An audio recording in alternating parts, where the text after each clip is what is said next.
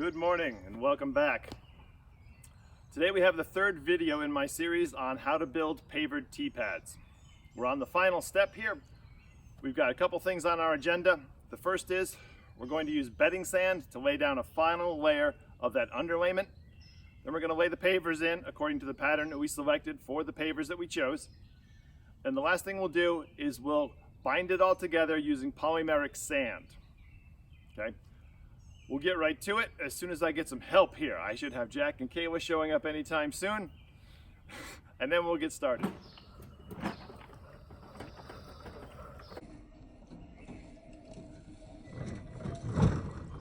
Okay, last thing I'm gonna do before we put in the bedding sand is I'm gonna go around the edges and scrape away anything that might got caught in the corners or up against the side when we were using the compactor earlier.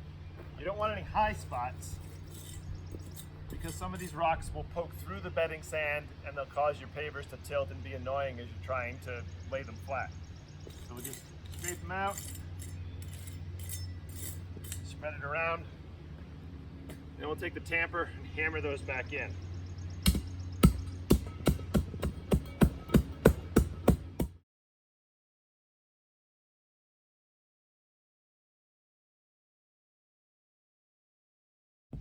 After we screed our first layer down here on the pad, we're going to go over it with the hand tamper and just kind of press it down. We're not trying to pack it in tight or anything like that. We're just going to press it down so it forms a firm layer.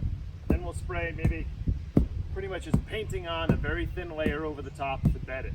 Once we get that last layer screeded, we'll be ready to set the pavers. This is what it'll look like once you have the sand screeded out and everything's nice and smooth. Again, you want to check the corners and the sides to make sure you don't have any spots where the sand is built up and it's up too high, because these pavers are going to go right up to the edge in many places.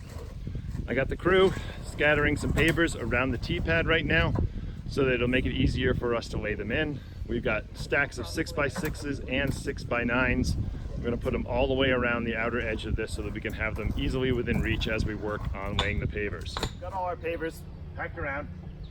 I'm going to start laying them. I'm going to start laying a course up the right hand side and then another across the nose of the T-pad, packing them in as tightly as we can go.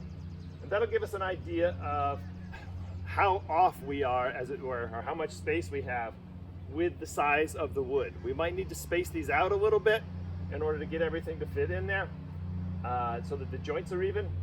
If we made a mistake and our pad is slightly too small, then we may have to cut pavers, or we might have to unscrew things and make adjustments and screw it back together. I hope that doesn't happen, because we are way too far along in the process where I want to do that. But we'll get a course going up this way, another from here, and then we'll work from the corner all the way to the opposite corner, laying them in.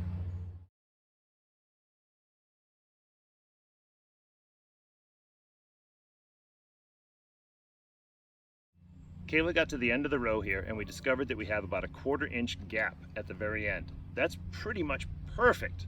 That's nice. What we'll be able to do is we'll be able to space out these pavers just up the row a couple of courses. We'll slide them over and we'll clean up that gap just by spacing things out.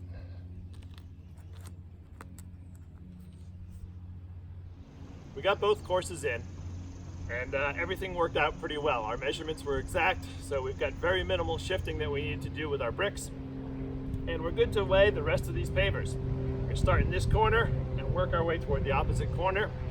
At this point it gets kind of boring and repetitive, because it's just hand me a brick, I put it in place, hand me another brick, I put that one in place. We're going to follow a pattern. It's called a T pattern, or I've seen it called an I pattern in some places, using the rectangular bricks with some of the square bricks thrown in. We use exactly 100 of the 6x9s and 81 of the 6x6s to complete a pad.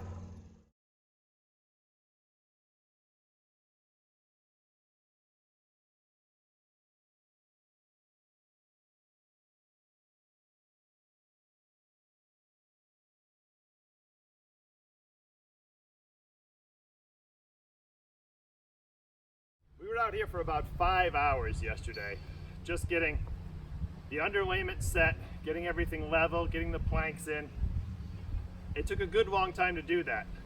From start to finish, putting the pavers in, just the pavers themselves, 15, 20 minutes probably.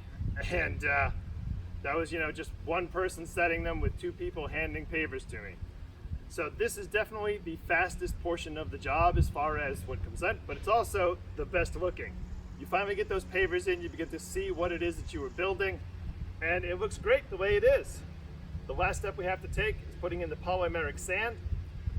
Polymeric sand is just sand, except it has a polymer added to it that turns to glue when it becomes wet. We'll put it down, we'll wet it, the glue will harden, and that'll form a binding agent in between each of these pavers.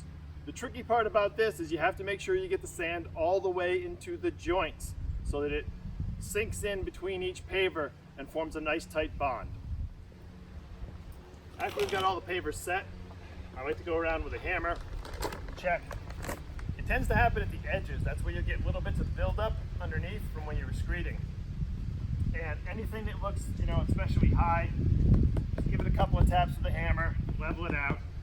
You don't want to have anything, where somebody's foot might catch on the back, especially along your back edge. So we'll level them out, make sure they're good. I might drop a level on top of this, make sure it's straight across, a couple different directions.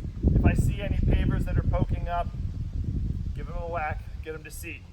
Once we've got all that, little touch work done, then we'll get the polymeric sand and start sweeping it in.